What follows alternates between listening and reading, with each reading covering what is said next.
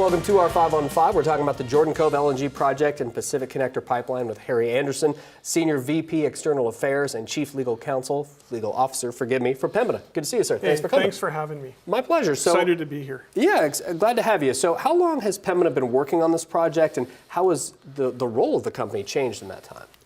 Pembina's been working on this project for about a year. We inherited Jordan Cove when we bought a company called Veresen. And about a year ago, Pembina decided that we were really interested in what Jordan Cove has to offer. And so Pembina's been working on it hard for a year, and things have gone incredibly well for us. And I'll give you sort of 3 thoughts around this that go around in our minds on this. Is we're really happy with where we sit today. And one of the first reasons is we're happy is our customers are telling us that this natural gas is going to go and displace coal in Asia for them. They are coal dependent right now. And what that means for them is they will decrease their carbon footprint by half because of this natural gas that comes over to them. And a little bit more specifically to your county, and what you might be interested in is over a year, we've had an incredible amount of success on acquiring land and having landowners sign up with us. When Pembina started working on this about a year ago, about 26% of the right-of-way was acquired voluntarily, which means landowners say, yes, Pembina, I believe in you, we're going to sign up. Where we sit today is we're over 75% acquired along the right-of-way. So we feel like we've made incredible progress going from 26% to over 75% in less than a year. We feel like that's just a great vote of confidence in the project. And then more bespoke for Jackson County, what this means for the county and why we're feeling so good about the project is we're going to become the biggest corporate taxpayer in the county. $5.3 million year over year is going to go into the corporate coffers, and what that means is over $3.2 million every year is going to go towards schools and support the school system here. Eminent domain is a huge concern both for Jackson County commissioners as well as many residents. Why is eminent domain required? It's required when you cannot get a voluntary agreement in place with a landowner. And like I said, it was one of the key concerns that we saw when Pembina decided it was going to take over this project and run with it about a year ago.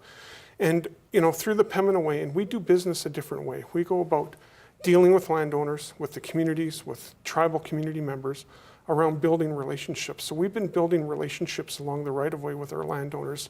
And just to give you a sense of what going from 26% to over 75% means is this project, when we started working on it, had been around for 14 years. In less than 4.5 months, we had more landowners sign up and say, Pembina, we believe in you.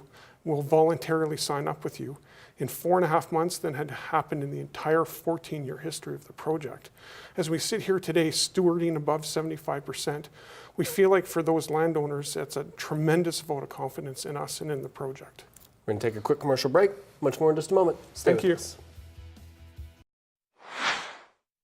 Welcome back to our 5 on 5. Again, we're talking about the Jordan Cove LNG project and the Pacific Connector Pipeline with Harry Anderson from Pembina. So I'm curious, if FERC, the Federal Energy Regulatory Commission, does approve the project, does that mean you guys can start construction soon, or are there more steps that would have to be followed? There's 2 steps that are required before that. And getting to FERC is we are incredibly happy with the draft decision that FERC issued. We feel like we're going to get a very positive response from FERC in January.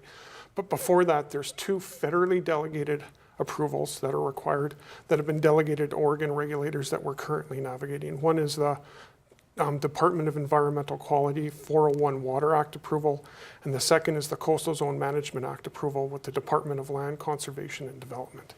Do you think this will eventually end up in the courts? Yes, it will. It will. Okay. I know we've talked about, I believe your predecessor, when we had another interview with Pembina about a month ago, talked about we'll be hiring local workers for construction of the pipeline. I assume that's for the project as well, the LNG Jordan Cove. Will there be permanent jobs in addition to these creation of these sites? Absolutely. So during peak construction, there'll be over 6,000 jobs on the pipeline and the facility itself. And then post-construction, there'll be 220 permanent jobs. And also, and this is information we provided to FERC, is there will be approximately 1,800 or more spin-off or associated permanent jobs that come with the project. So we believe in addition to the $5.3 million annually becoming the biggest taxpayer in the county of Jackson County, that there'll be, other very, very material economic benefits from an employment and a spin-off perspective. Thank you for coming. Good to see you. Appreciate Thank you. it. Really All right. enjoyed it. Stay with us. We'll be right back.